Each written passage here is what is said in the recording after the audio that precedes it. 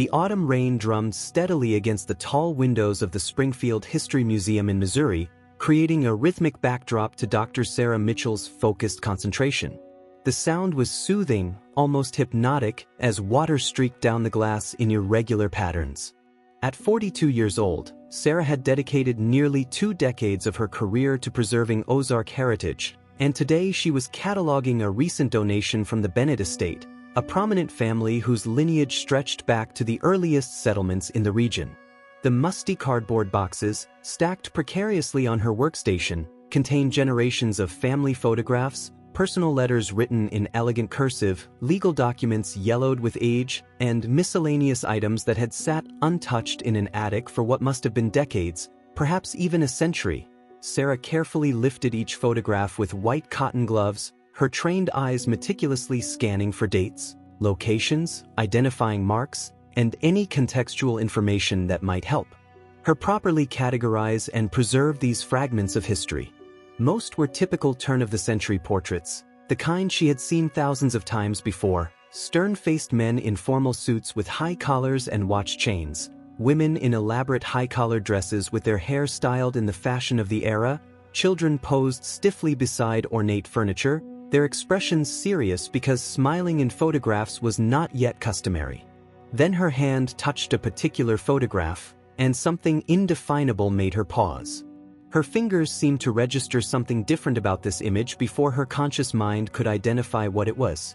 The image showed 2 young women, clearly sisters judging by their similar features and the comfortable way they stood together, positioned in what appeared to be a well-appointed bedroom. They wore identical white cotton dresses with delicate lace trim at the collars and cuffs, their dark hair pulled back in the Gibson girl style that had been so popular in the early 1900s. The taller sister, whom Sarah estimated to be perhaps 20 years old, had her arm protectively around the shoulders of the shorter one, who looked about 16 or 17. Behind them, dominating the composition, stood an ornate mirror with an elaborately carved wooden frame featuring what appeared to be floral motifs. The mirror reflected a portion of the room behind the photographer's position. The photograph was remarkably clear for its age, printed on thick cardstock with a photographer's mark barely visible in the lower right corner, almost obscured by the passage of time. Sarah brought the photograph closer to her desk lamp, adjusting the angle to minimize glare. Something about it felt profoundly off, though she couldn't immediately identify what was triggering her professional instincts. She reached for her magnifying glass, an antique brass instrument that had belonged to her mentor, a habit born from years of authentication work and countless hours examining historical documents. As she moved the lens slowly across the image, studying the minute details of the room, the furniture arrangement, the texture of the wallpaper, the way light came through a partially visible window, her breath caught in her throat. The mirror showed the bedroom clearly enough. The wallpaper pattern was visible, a repeating design of small flowers that Sarah could make out even in the century-old photograph. A dresser was positioned against the wall, its surface cluttered with what appeared to be toiletry items and perhaps a jewelry box. The edge of a bed frame was visible on one side. But the 2 sisters standing directly in front of the mirror, positioned exactly where their reflections should have been captured, were not reflected in it at all. Instead, the mirror showed only one figure, a woman in a different dress, darker colored and plainer in style, standing alone in a position that didn't correspond to anyone actually visible in the photograph. The woman's face was partially turned away, as if she were looking at something outside the frame. Sarah sat back slowly in her leather chair, her heart beginning to race with the thrill of an authentic mystery. She had seen thousands upon thousands of old photographs during her career, had become intimately familiar with every quirk, flaw, and peculiarity of early photographic processes. Double exposures that created ghostly overlapping images, developing errors that left strange marks and discolorations, damage from age and moisture that could create all manner of visual artifacts. She had encountered them all and learned to identify each type. But this was fundamentally different from anything she had seen before. The photograph itself was in pristine condition, showing no signs of deliberate manipulation or accidental damage. The image was crisp, sharp, and expertly composed, suggesting a skilled photographer who knew exactly what they were doing. Yet the physical impossibility staring back at her from the century-old print made absolutely no sense according to the laws of optics and photography. She turned the photograph over carefully, hoping to find some notation or clue. On the back, in faded pencil that had turned a soft brown with age, someone had written in a careful, educated hand, "Rose and Lily Ashford, October 1903, Eureka Springs." Below that, in distinctly different handwriting and what appeared to be fresher ink, perhaps added decades later, were the ominous words, "The last photograph before everything changed. May God forgive us all." Sarah immediately opened her laptop and began searching through online archives and databases. Eureka Springs was a small town nestled in the Arkansas Ozarks, known throughout the region for its distinctive Victorian architecture, its winding streets that seemed to defy logical city planning, and the natural springs that had given the town its name. In 1903, it had been a thriving resort community, drawing wealthy families from across the country who came to take the healing waters that were believed to cure various ailments.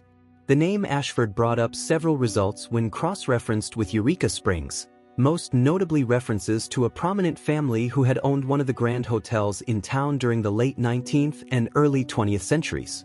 She navigated to a newspaper archive from the Eureka Springs Chronicle, a local publication that had been digitized as part of a state historical preservation project.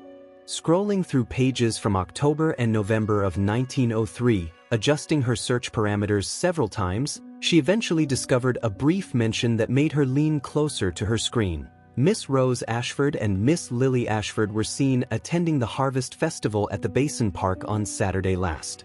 The sisters, recently returned from finishing school in Little Rock where they completed their education, are the daughters of the late Mr. Jonathan Ashford and Mrs. Catherine Ashford, proprietress of the Ashford Grand Hotel. The article itself said nothing particularly unusual, just a small social notation of the type that filled the pages of small-town newspapers in that era. Yet Sarah's professional instincts, honed by years of historical research, told her there was a deeper story lurking beneath the surface. She photographed the image with her high-resolution digital camera, making sure to capture every detail with multiple exposures and lighting angles, then composed 3 separate emails. She sent the image to Marcus Chin, a photography expert specializing in 19th and early 20th century photographic techniques and processes, Dr. Patricia Owens, a historian who had written extensively about women's lives in the Ozarks during the Victorian and Edwardian periods, and James Kowalski, a forensic photograph analyst who often consulted on historical authentication cases for museums and private collectors. By the time Sarah left the museum that evening, the rain had finally stopped, leaving the streets slick and gleaming, reflecting the amber streetlights in perfect pools of golden light. The air smelled clean and fresh, with that distinctive petrichor scent that follows autumn rain.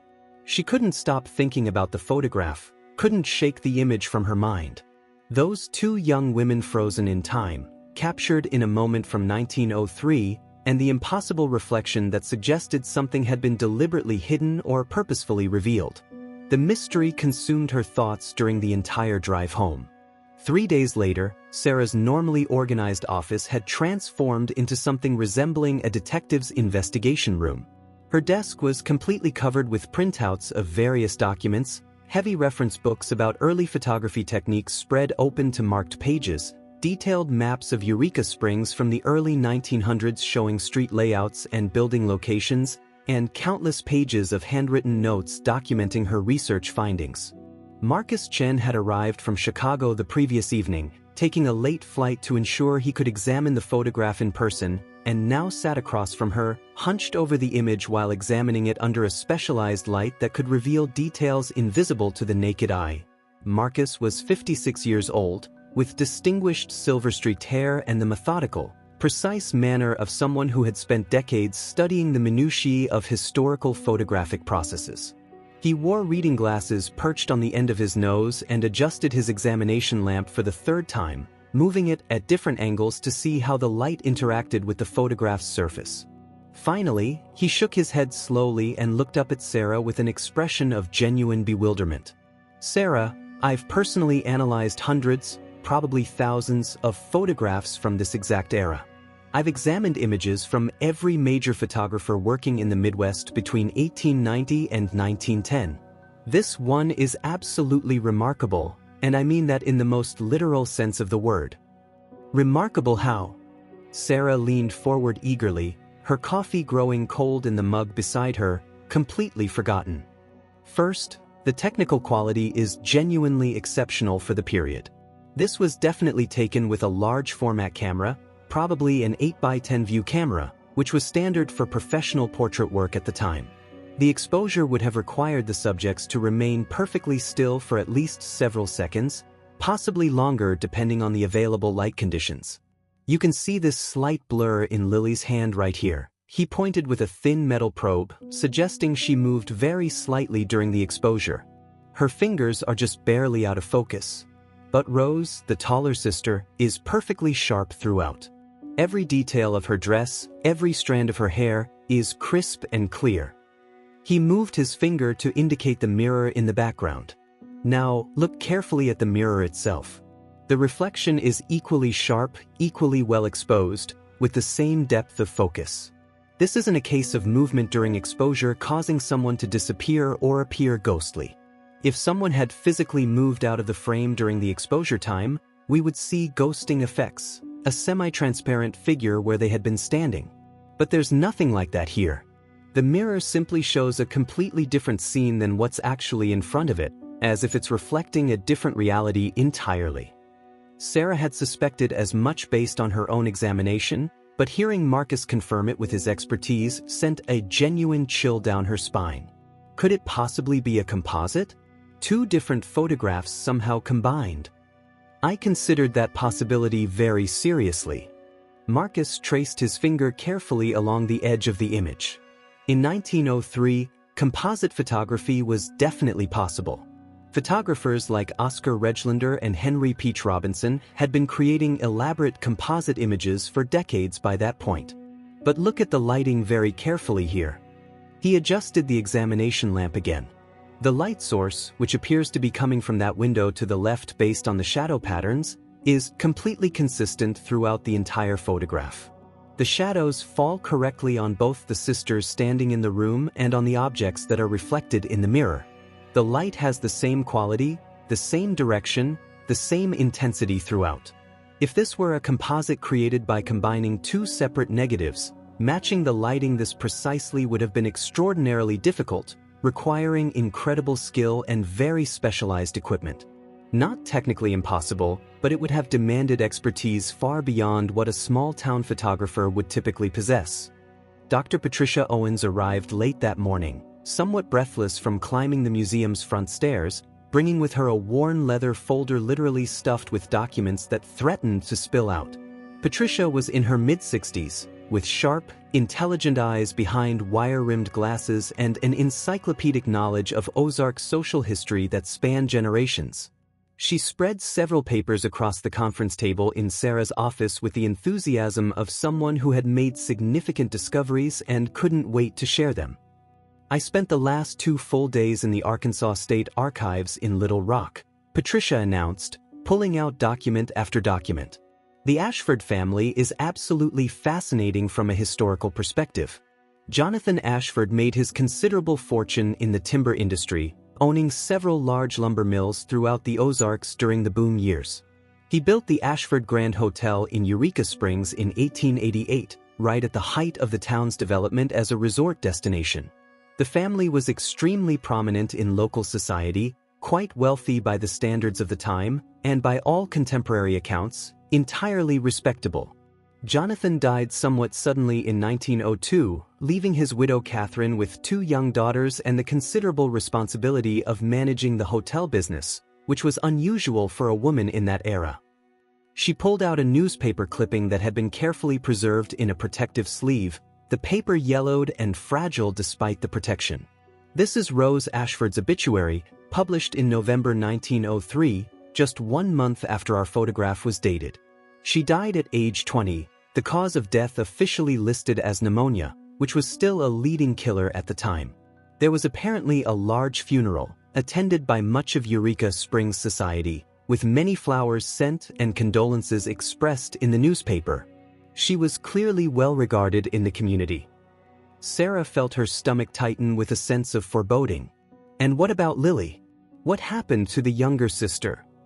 That's where the story becomes genuinely mysterious and quite troubling. Patricia pulled out another document, this one a copy of property records. Lily Ashford completely disappears from all public records immediately after November 1903. I searched exhaustively. There's no marriage certificate, no death certificate, no appearance in any subsequent census records. For all intents and purposes, it's as if she simply vanished from existence. No trace of her anywhere. Marcus looked up from the photograph with interest. Or she deliberately changed her identity for some reason. Exactly what I suspected, Patricia said, nodding vigorously. I found property records showing that Catherine Ashford sold the Ashford Grand Hotel in early 1904, less than a year after her daughter's death. She moved to St. Louis, where she lived modestly until her own death in 1919. But there's absolutely no mention of Lily in any of the St. Louis city directories, census records, or church registries. It's as if the younger daughter simply ceased to exist. Sarah stood and walked to the tall window, watching students cross the museum grounds below, their laughter faint through the glass. She tried to organize the information in her mind. So we have two sisters photographed together in October 1903. 1 month later, the older sister dies of pneumonia. The younger sister subsequently disappears from all historical records. And in their final photograph together, the mirror behind them shows something that should be physically impossible. These facts must be connected somehow. James Kowalski's detailed analysis arrived via email late that afternoon, a comprehensive report running to 15 pages with attached high-resolution scans and technical diagrams. James worked for a prestigious private forensic laboratory in New York City and had examined the high-resolution digital scans Sarah had sent with professional-grade equipment.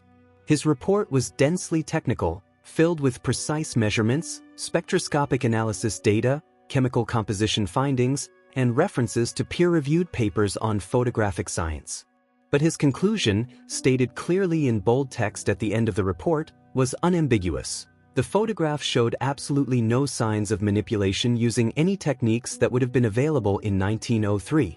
The emulsion was period correct and consistent with silver gelatin prints from that era. The paper stock perfectly matched other photographs from the same time period and geographic region, and the image showed no evidence whatsoever of physical alteration, hand painting, chemical manipulation, or composite printing techniques. However, James had noted something else that caught Sarah's attention.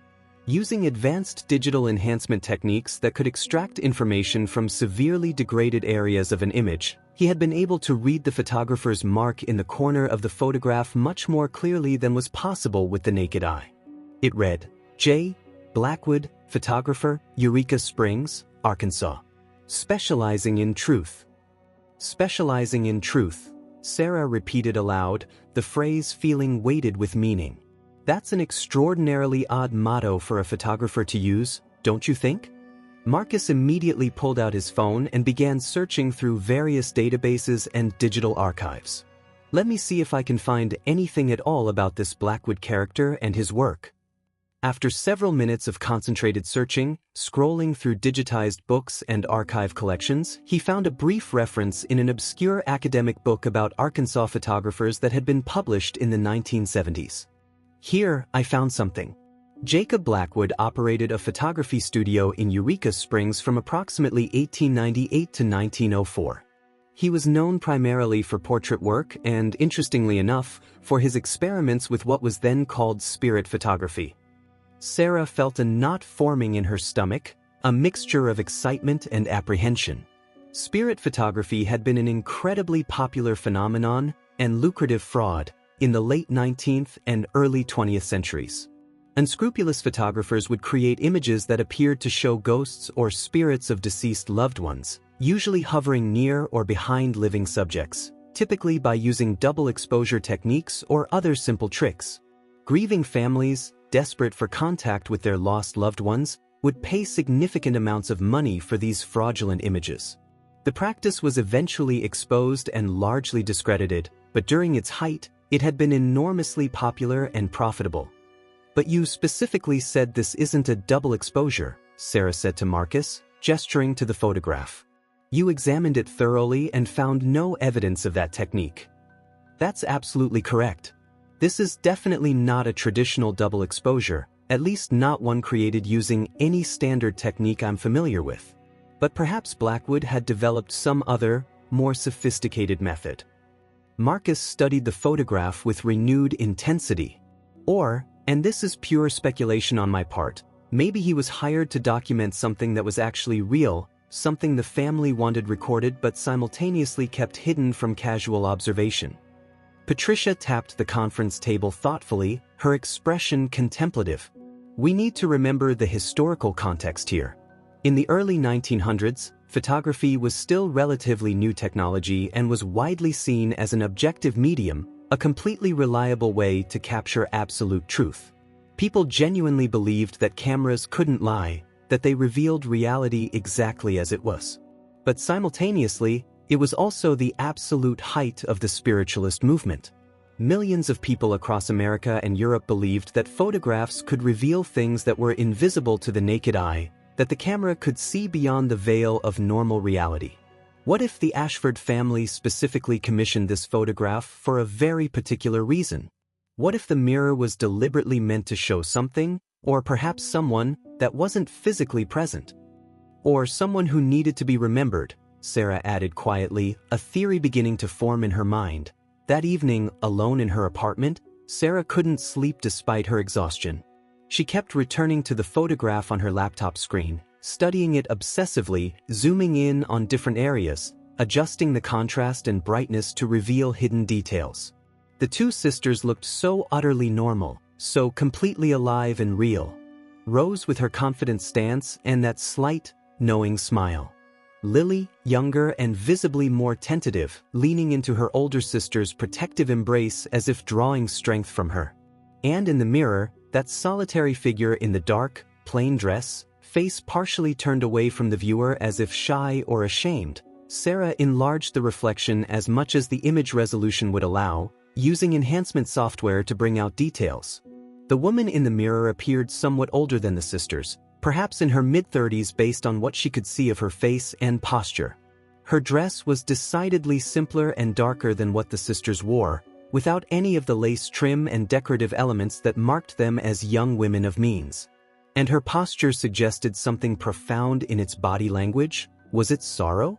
Deep resignation? Or perhaps defiant pride despite circumstances?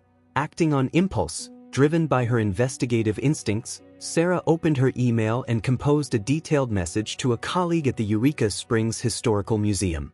She explained the photograph in detail, describing the impossible reflection and its implications, and asked if they had any records about the Ashford family, particularly anything unusual or noteworthy from 1903 or the immediately surrounding years. Then she sent another carefully worded message to a professional genealogist she had worked with on previous research projects, requesting any and all information about the Ashford family tree, particularly focusing on what had happened to the two daughters. The response came much faster than Sarah had anticipated. The Eureka Springs historian, a woman named Margaret Holloway who had lived in the town her entire life, replied within an hour despite the late time. She was clearly excited and intrigued by Sarah's inquiry, wanted to see the photograph immediately, and offered to personally search through the museum's extensive archives for any relevant materials. She also mentioned something that made Sarah's pulse quicken with anticipation.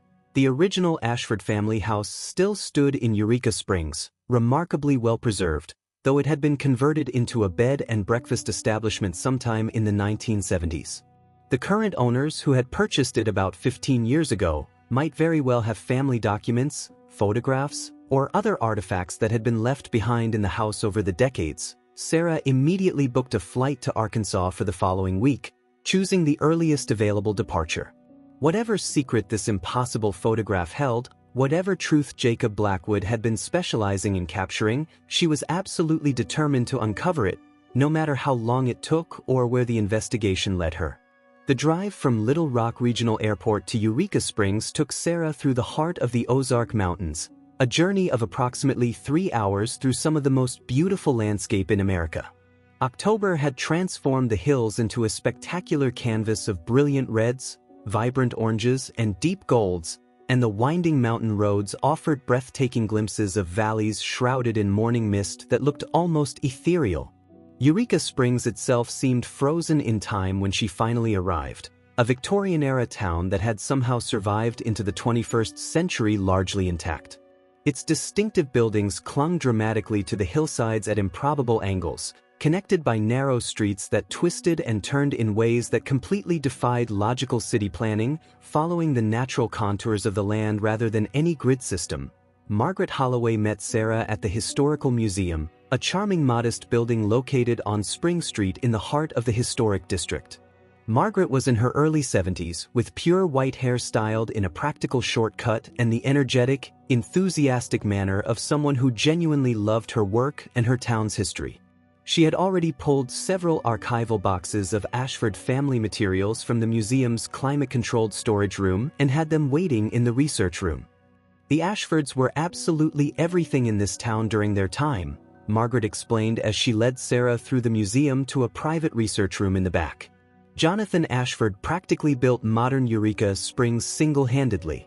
He invested in infrastructure, supported local businesses, employed dozens of people.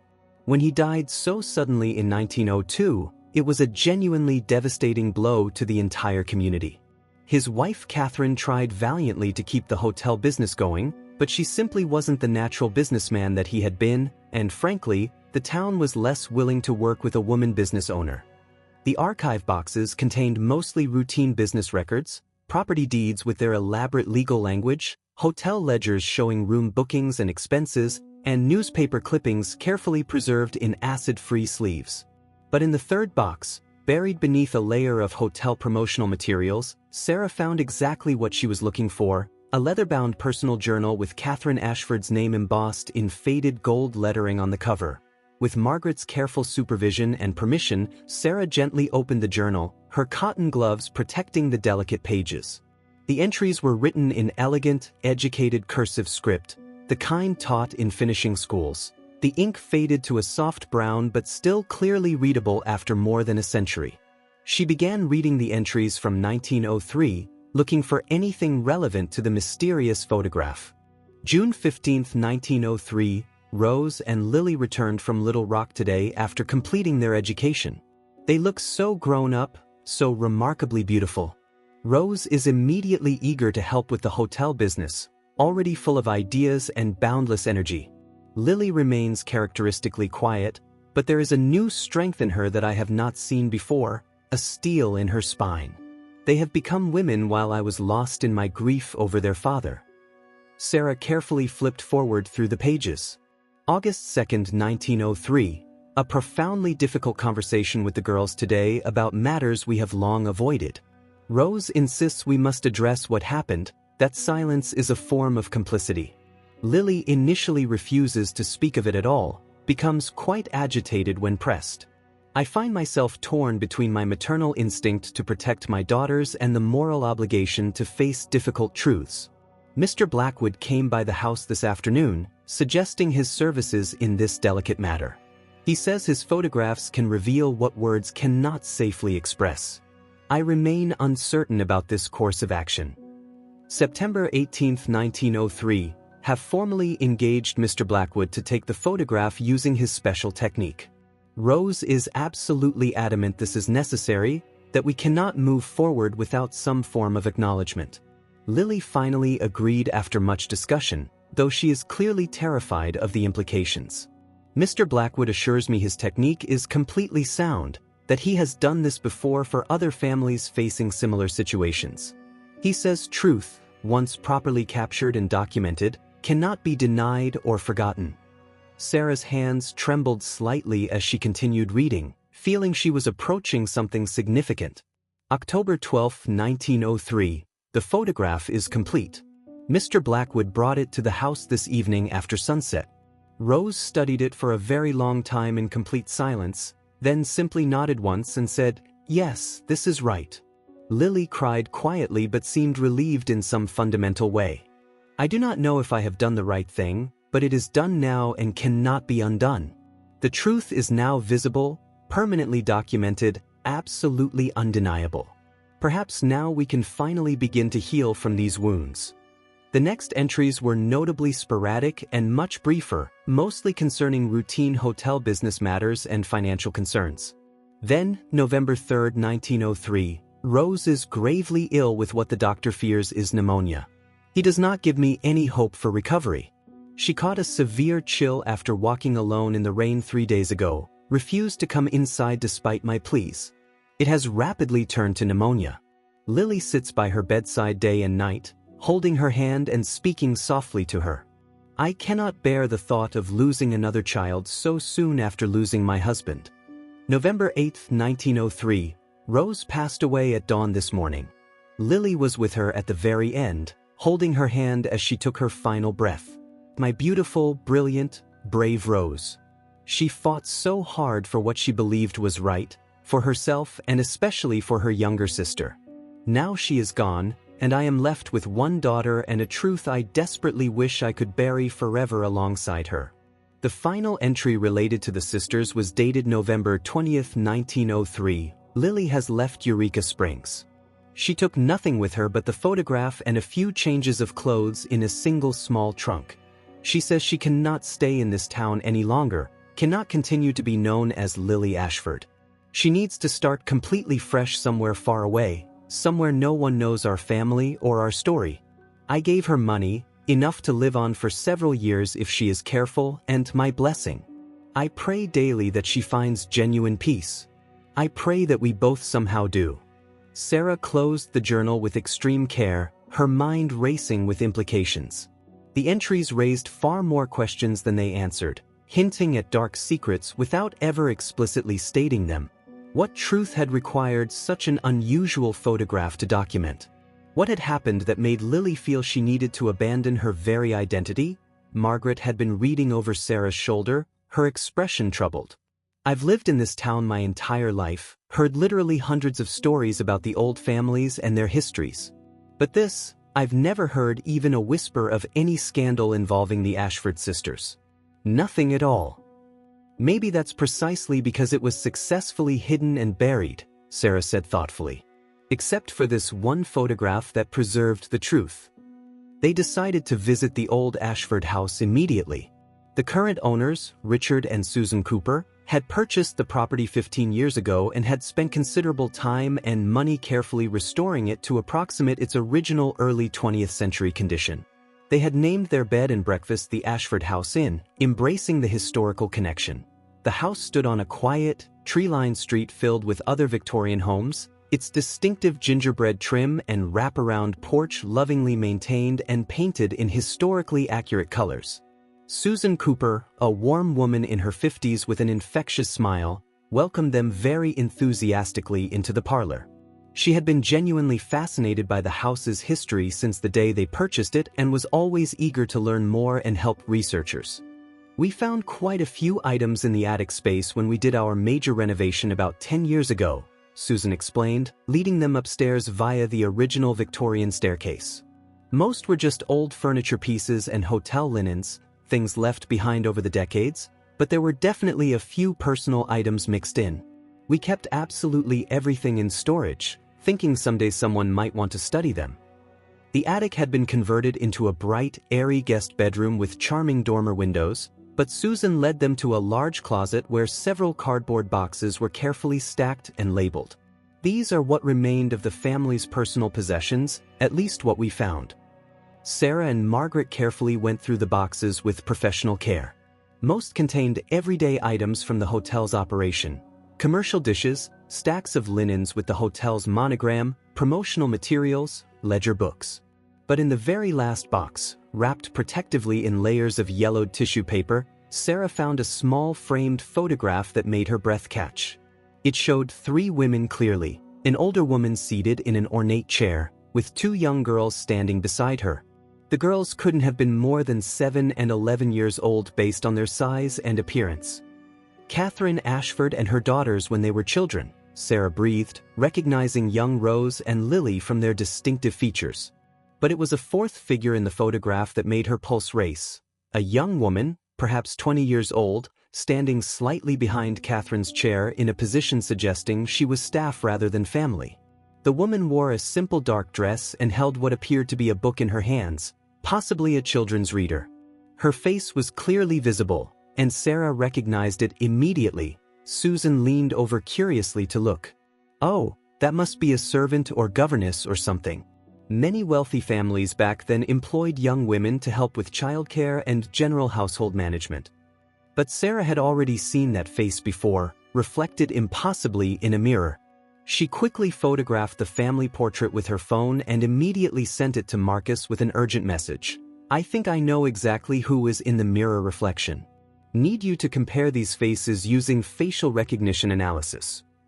That night, staying as a guest at the Ashford House Inn, sleeping in what might have once been one of the sisters' bedrooms, Sarah couldn't stop thinking about all the pieces of this increasingly complex puzzle.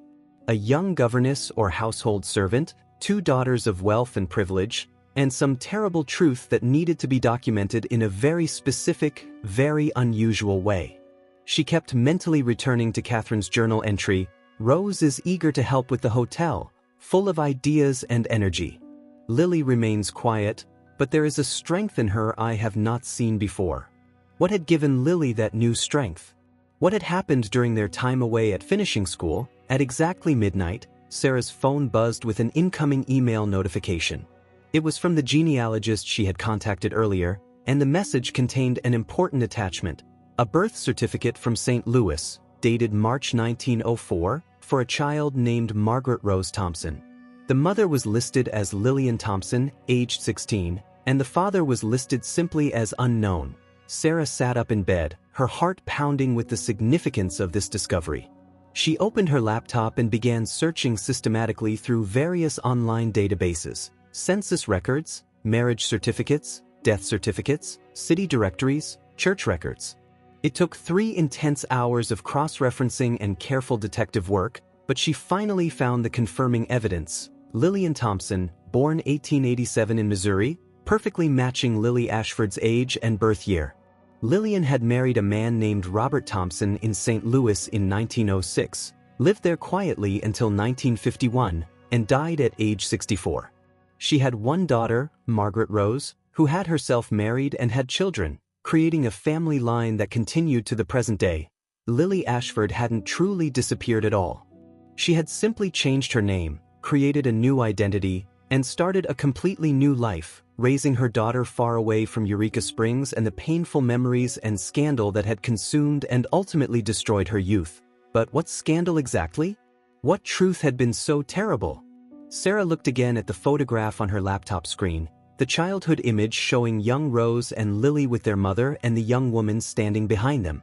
And suddenly, with a clarity that took her breath away and made her feel slightly nauseated, she finally understood the full, heartbreaking truth.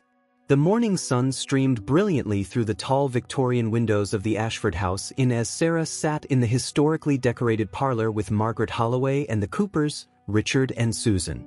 She had her laptop open on the antique coffee table, displaying both crucial photographs side by side on the split screen. The family portrait from the mid-1890s showing the young family with their governess, and the mysterious 1903 image of Rose and Lily with its impossible mirror reflection. "I believe I understand what Jacob Blackwood's photograph was actually documenting," Sarah began carefully, choosing her words with precision. "But I need to show you something specific first, something I noticed during my analysis last night." She pulled up the digitally enhanced image of the mirror reflection, the solitary woman in the dark, plain dress with her face partially turned away. Then she displayed the young woman from the family portrait, the one standing deferentially behind Catherine's chair in the position of employed staff. "They're definitely the same person," Susan Cooper said softly, leaning forward to study both images carefully. "Or at least they look remarkably, unmistakably similar." "I had Marcus Chen run a facial recognition analysis comparing the 2 images," Sarah explained, pulling up the technical report. Despite the different ages, the low resolution of these historical photographs, and the different angles, the facial structure matches with 92% confidence. "I believe this woman was employed by the Ashford family, most likely as a governess or lady's maid, probably hired when the girls were quite young. In the 1890s family portrait, she would have been in her early 20s, just starting her employment. By 1903, when the mirror photograph was taken, she would have been in her mid-30s, exactly the apparent age of the woman shown in the mirror reflection. Margaret leaned closer to the screen, her expression deeply troubled. But why would her image be in the mirror instead of the sisters? And what does this have to do with Lily changing her entire identity and disappearing from her own life? Sarah took a deep breath, preparing to share her theory. I spent most of last night researching historical social practices, particularly regarding domestic servants in wealthy households during this period. What I found was disturbing but unfortunately not at all uncommon for that era.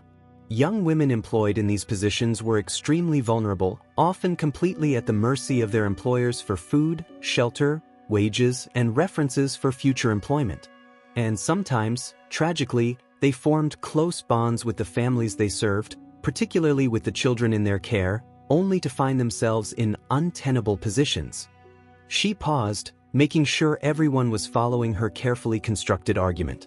Catherine Ashford's journal mentions very specifically that Lily had been away at finishing school in Little Rock and returned in June 1903 having changed significantly. The journal also mentions, and I quote, "a difficult conversation about matters we have long avoided," and Rose insists we must address what happened. Something had clearly occurred, something serious enough that Rose insisted it needed to be formally acknowledged and documented, and something that Lily initially refused to speak about at all.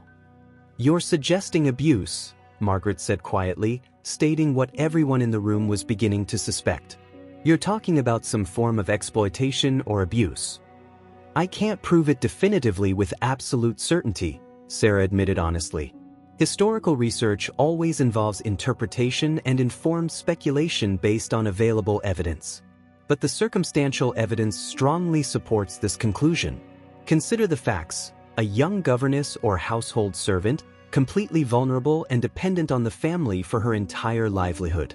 Jonathan Ashford, the wealthy patriarch who wielded enormous power in this town, who died quite suddenly in 1902. And two daughters who went away to finishing school and came back fundamentally changed, particularly Lily, whom her mother describes as having developed a strength I have not seen before. What could have caused such a transformation?" Susan sat back in her chair slowly, her face noticeably pale. "And the purpose of the photograph?" "Jacob Blackwood specialized in truth," Sarah said, pulling up the photographer's mark from the image. "I've been thinking extensively about what that phrase actually meant in practical terms. I think what he created was a very specific form of testimonial documentation, a way to create a permanent record of something that couldn't be spoken aloud. Look at the composition of the photograph. The sisters are shown in their present reality, in 1903, standing together in physical and emotional solidarity, supporting each other as they face difficult truths. But the mirror shows the past, shows the woman who was victimized by someone in their household, someone who should have protected her but instead exploited and harmed her." "Jonathan Ashford," Margaret whispered, the implication hanging heavy in the air. "The respected patriarch. Their own father." "It would certainly explain why the photograph was commissioned specifically after his death in 1902, Sarah continued her analysis. "It would have been impossible, perhaps even dangerous, to create such a testimonial document while he was still alive." Catherine wrote that Mr. Blackwood assured her his technique was completely sound, that he had done this before for other families. "I believe he helped multiple families document truths that absolutely could not be spoken aloud in that era, particularly truths about abuse and victimization that society refused to acknowledge." She pulled up another document on her laptop, a newspaper article she had found in the archives. "I discovered this in an old newspaper archive from Little Rock, a relatively small article from late 1902, shortly after Jonathan Ashford's death. It mentions, and I'm reading directly here, several former employees of the Ashford Grand Hotel have come forward with complaints regarding Mr. Ashford's inappropriate behavior toward female staff members. The hotel management, now controlled by his widow, dismissed these complaints entirely, publicly stating the women were simply opportunists trying to take advantage of a widow's grief and vulnerability. But what if Rose and Lily knew these complaints were absolutely true? What if they had personally witnessed their father's predatory behavior toward the woman who cared for them throughout their childhood? The room remained silent for a long, heavy moment, everyone processing the implications. Finally, Margaret spoke, her voice filled with sadness. How did Blackwood technically create this photographic effect? How did he manage to put a completely different image in the mirror? I consulted extensively with Marcus Chen about the technical methodology, Sarah explained, switching to a diagram Marcus had created. He believes Blackwood used an innovative technique that could be called projected reflection photography, though that's our modern term for it. The process was quite clever. He would set up the camera and position the living subjects normally, exactly as you see them in the photograph. But he would also carefully position a second photograph, a portrait of the governess that he had taken separately, in such a precise way that it would be reflected in the mirror when viewed through the camera's lens. The exposure would then capture both the real scene happening in the room and the projected reflection simultaneously in a single image.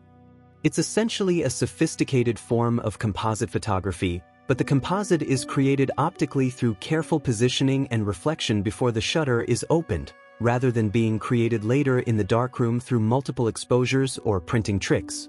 That's exactly why the lighting matches so perfectly throughout the image, why there's absolutely no evidence of darkroom manipulation. The manipulation, if you can even call it that, happened entirely before the photograph was taken, not after. But why go to such elaborate lengths? Susan asked, genuinely puzzled. Why create such a complex, mysterious image? Because in 1903, women had virtually no voice in society, Margaret said firmly, with the conviction of a historian who had studied this era extensively. Especially young women, especially servants and working-class women. If they accused a wealthy, powerful man of abuse or exploitation, even a dead one, they would be automatically dismissed as liars or fortune seekers. Their testimony carried no legal weight whatsoever. But a photograph, that was different. A photograph was considered objective, scientific truth.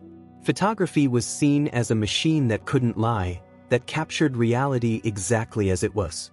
If this governess's image appeared mysteriously in a photograph of the Ashford sisters, if her presence was documented in this strange, undeniable, almost supernatural way, it created a permanent record.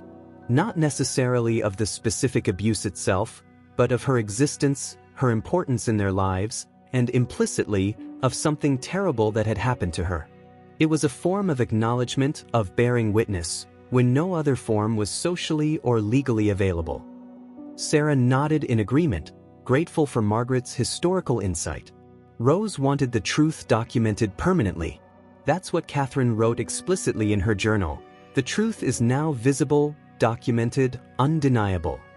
And Lily, who may have felt tremendous guilt for not speaking up earlier or for not being able to protect this woman she clearly cared about, finally agreed after considerable internal struggle. They commissioned this highly unusual photograph as their way to acknowledge what their father had done, to give this woman a place, however symbolic, in their family history, even if only in the mysterious reflection of a mirror that would raise questions for generations.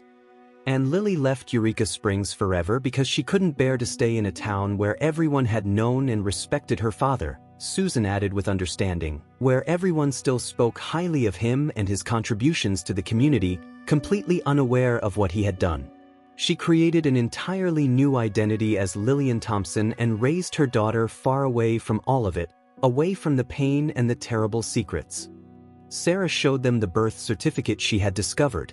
Margaret Rose Thompson, born March 1904 in St. Louis. The timing is significant. I believe Rose died in November 1903 knowing that her younger sister was pregnant, probably as a result of her father's abuse. Lily named her daughter after her beloved older sister to honor her memory and her courage. Lily, now calling herself Lillian Thompson, lived until 1951 in St. Louis, and her descendants are alive today, completely unaware of this hidden family history. Have you contacted any of them? Margaret asked with concern. Not yet, not directly. I wanted to fully understand the complete story first, to make absolutely sure I wasn't bringing unnecessary pain and trauma to the family or making unfounded accusations. Sarah closed her laptop with finality. But I do think they deserve to know about this photograph, about what their ancestor and her sister tried to accomplish. Rose and Lily Ashford tried to create a form of justice in a world that offered them absolutely none. They tried to bear witness to a terrible wrong when society gave them no legitimate way to do so. Over the following weeks and months, Sarah did carefully reach out to Lily's descendants through intermediary contacts. She eventually spoke at length with Margaret Rose Thompson's granddaughter, a thoughtful woman named Elizabeth who lived in Kansas City and worked as a social worker. Elizabeth was initially shocked by the revelations about her great-grandmother's history, but ultimately expressed profound gratitude to finally understand the fragmentary family stories that had never quite made sense. She shared family stories and documents that further confirmed Sarah's theory. Lily had always been deeply reluctant to talk about her childhood or her family of origin, often becoming visibly distressed when asked. But she had consistently emphasized to her daughter the absolute importance of speaking up against injustice, of protecting those who couldn't protect themselves, of being willing to stand up for truth even when it was difficult or dangerous. Elizabeth also shared something else that Sarah found deeply moving: a handwritten letter that Lily had written to her daughter Margaret shortly before her death in 1951. In it, written in elegant but shaky cursive, Lily had written, "I have kept many painful secrets in my life, some to protect others, some to protect myself from judgment and shame. But the truth has a persistent way of surviving, even when we try desperately to bury it in silence. Your Aunt Rose, whom you never had the chance to meet, taught me that truth matters more than reputation, more than comfort, more than the safety of silence. She died far too young, but she died brave and principled, and I have tried to live my entire life honoring her courage and her commitment to justice." Sarah carefully arranged for the photograph to be professionally preserved using modern archival techniques and included as the centerpiece of a special exhibit at the Springfield History Museum.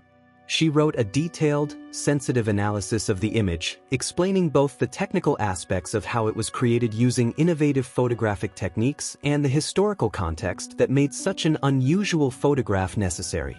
She was extremely careful to present the story with appropriate sensitivity, focusing on celebrating the courage of Rose and Lily Ashford rather than sensationalizing the abuse that had precipitated their actions. The exhibit opened to the public in the spring and drew considerable attention from photographers, historians, and the general public. Marcus Chin wrote an academic paper about Jacob Blackwood's innovative technique for a prestigious photography journal, discovering in the research process that Blackwood had created at least a dozen similar photographs for other families in Arkansas and Missouri between 1898 and 1904, each one documenting a different painful truth that society had tried desperately to silence. Several other families came forward after the publication, sharing similar photographs that had been kept in attics and storage for generations, each one a testament to someone who had been wronged and then forgotten. The Dr. Patricia Owens incorporated the Ashford story into her ongoing research about women's resistance to patriarchal power structures in the early 20th century. She wrote a compelling chapter arguing that photographs like this one represented a form of creative testimony, a way for women to speak and be heard when their actual voices were legally and socially completely constrained by gender and class. On a particularly warm June morning, Sarah returned to Eureka Springs for a small but meaningful ceremony. Elizabeth, Lily's great-granddaughter, was there along with several other descendants of the Ashford family who had been located through genealogical research. Margaret Holloway had arranged for a tasteful bronze plaque to be placed near the Ashford House Inn, not explicitly detailing the abuse which would have been inappropriate, but honoring Rose and Lily Ashford as courageous women who had stood up for truth and justice in an era when doing so required extraordinary bravery and came at tremendous personal cost. As Sarah stood on the wraparound porch of the lovingly restored Ashford House, looking out over the winding Victorian streets of Eureka Springs that had changed so little in 100 years, she thought deeply about the photograph that had started this entire journey. Two young sisters, standing together with evident affection in a bedroom in October 1903, while a mirror behind them reflected a woman who had been harmed and then systematically forgotten by history.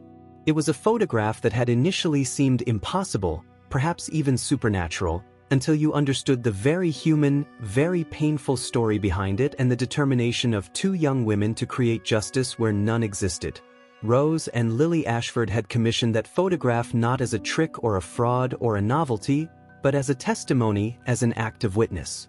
They had found a creative way to make visible what society desperately wanted to keep hidden, to give voice, or at least image and presence, to someone who had been deliberately silenced. In doing so, they had created something that transcended the technical limitations of early 20th century photography. They had created a permanent document of conscience that would outlive them all. Sarah photographed the new memorial plaque with her phone, then turned to look back at the house with its cheerful paint and welcoming atmosphere. Somewhere inside, in a bedroom that had been renovated and modernized many times over the decades, two young women had once stood together for a portrait that would puzzle people for over a century. They had known that their father's public reputation would remain intact, that the woman he had harmed would never receive justice in any legal sense, that society would never hold him accountable. But they had also known, with certainty, that a photograph, especially one as strange and compelling and mysterious as the one Jacob Blackwood created for them, would survive the passage of time. It would raise persistent questions. It would demand explanation. It would keep their truth alive long after everyone involved was gone. And it had done exactly that. 122 years later, the truth preserved in that mirror was finally being told openly. The woman in the dark dress, whose name had been lost to history but whose face had been preserved, was finally being acknowledged and honored. Rose Ashford, who had died at just 20 years old fighting for that acknowledgement, was being remembered not merely as a victim of family tragedy but as a fighter for justice and truth. And Lily Ashford, who had courageously lived a long life under a different name while carrying such painful knowledge, was being recognized for the tremendous courage it took to start over while bearing witness to these difficult truths. As Sarah drove back through the spectacular Ozark Mountains that afternoon, the photograph now safely preserved in climate-controlled museum archives where it would survive for future generations, she reflected on the profound power of images to tell stories that words alone cannot safely tell. Every photograph represents choices: what to show and what to hide, what to remember and what to forget, whose story gets told and whose gets erased. But some photographs, like the one of Rose and Lily Ashford standing together in their white dresses, deliberately chose to show the hidden, to remember the forgotten, to make visible the truth that powerful people and social structures worked desperately hard to obscure. The mystery of the photograph had been solved not through any supernatural explanation, but through understanding human courage in the face of injustice, human suffering that demanded acknowledgement, and human determination to leave a permanent record of what had happened. It served as a powerful reminder that history is not made only by the powerful and the famous, but also by ordinary people who found extraordinary ways to resist oppression, to testify to truth, and to ensure that justice, however delayed or symbolic, would eventually be served. The two Ozark sisters in their white dresses, arms around each other, faces turned toward a camera operated by a man who specialized in truth, had ultimately accomplished exactly what they set out to do in October 1903. They had created a photograph that appeared innocent on the surface but contained a deeper, more painful truth for anyone willing to look closely enough, to ask the right questions, to piece together the fragments of their story. And now, more than a century after that shutter clicked, that truth was finally being heard, understood, and honored.